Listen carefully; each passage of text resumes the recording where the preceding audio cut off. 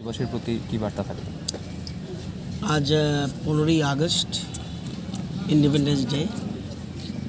সারা দেশব্যাপী এই দিনটিকে আমরা পালন করছি অত্যন্ত মর্যাদার সঙ্গে এবং গুরুত্বপূর্ণভাবে।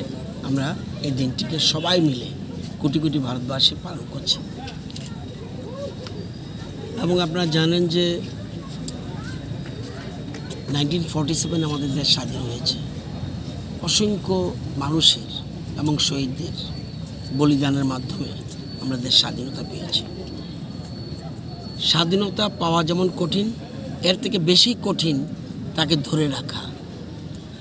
আমরা যদি দেখি যে আমাদের দেশের চতুর্দিকে পাকিস্তান, বাংলাদেশ, শ্রীলঙ্কা আরও অন্যান্য দেশ বারবার সামরিক অভ্যুত্থান বা অন্যভাবে বিভিন্ন অভ্যুত্থানের ফলে